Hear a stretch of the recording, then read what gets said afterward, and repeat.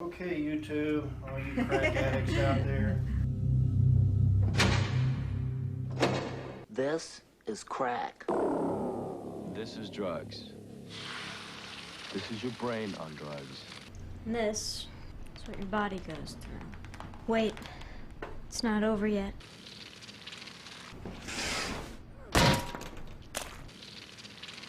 So every time you use it, you risk dying. Several weeks later, after smoking reekers, Marty's befogged brain hit on a clever way to open pop bottles. Stop it. Later, Stan went to the hospital for swallowing broken glass.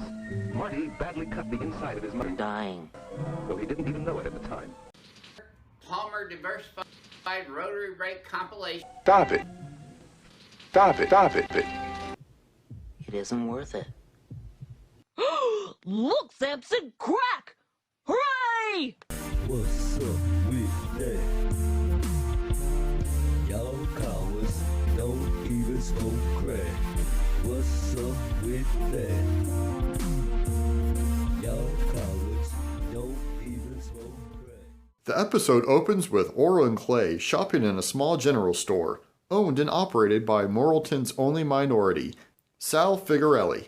When Orel asked his father to buy him something, he's instead lectured about the importance of understanding the value of money and that you should never waste anything you spend cold hard cash on. It's decided that Orel will work part-time at Figarelli's store. Hey, what about working here? I could use an underage delivery boy that I could pay whatever I want. Next, the father and son duo head to church. The subject of Putty's sermon is the importance of charity in helping the poor. The Lord has put it to all his children that we must help the poor with our charity or burn in hell. Well, so far so good. I mean, the extremely low pay aside, Orel learning the value of money and charity is good for a boy his age. So how could Orel mess this up? Well, after his first day on the job, old Orel is making his way home. He then comes across a man in an alley. The man looks down on his luck and, wanting to be a good Christian, Orel gives the guy all his hard-earned money. He says that God's love is all that he really needs as thanks, but the man insists that he gives something in return. Crack. He is told that he should take and smoke it because it will help the poor man. Orel isn't too sure, but he is assured that it's fine since there is no age restriction on crack like tobacco. So, with a bag of crack and a pipe, our hero continues home, happy that he has helped the poor, just like Jesus would. At home, Orel informs his parents that he had a great first day of work, and best of all, he got to give all his money to the poor. Clay isn't too happy, but when he learns Orel had gotten something in return, he seems to be alright with it, as long as Orel doesn't waste it. Neither of his parents bother to ask exactly what it was. So up in his room, Orel smokes crack. Hallelujah.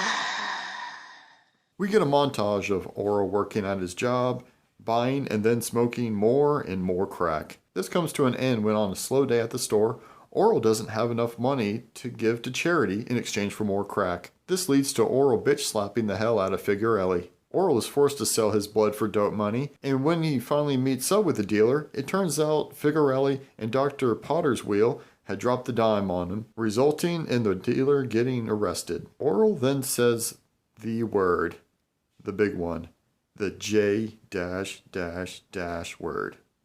Please, if you have children in the room, make sure they leave, or at least put on some earphones, because while I do hate the use of the J word, I think it's important for y'all to hear the word, so you can understand just what a drug like crack, or heroin, or marijuana can do to a young, sweet child like Orel. Oh, this is jive.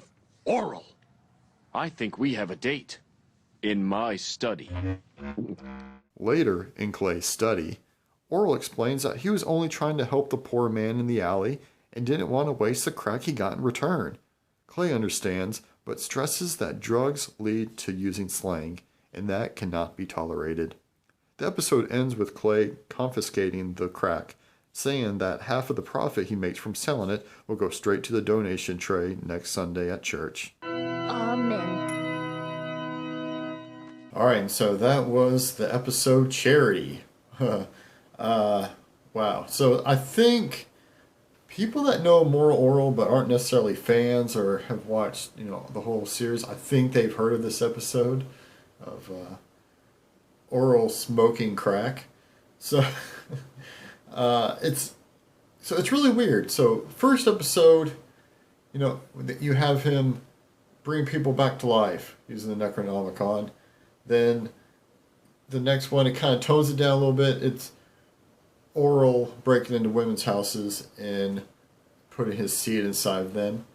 That's pretty fucked up. But then you have crack. Which, I don't know, out of those three scenarios, Orel smoking crack makes a whole lot more sense than the other one.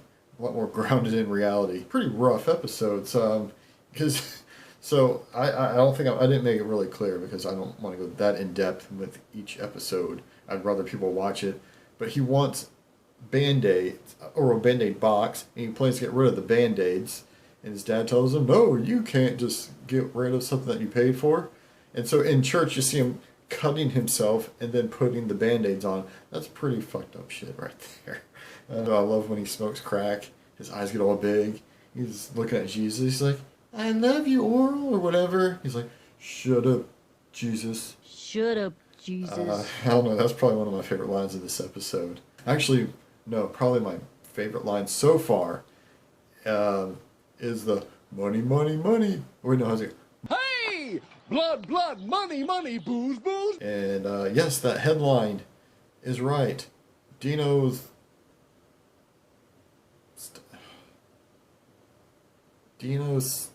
Stomatopaulus.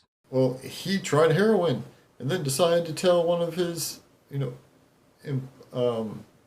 co-workers they got fired.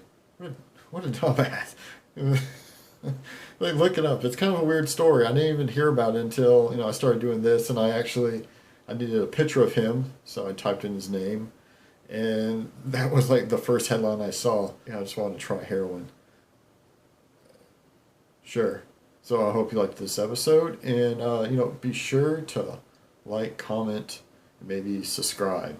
If you know what's good for you. And they don't stop coming, and they don't stop coming, and they don't stop coming, and they don't stop coming, and they don't stop coming, and they don't stop coming, and they don't stop coming. Stop it.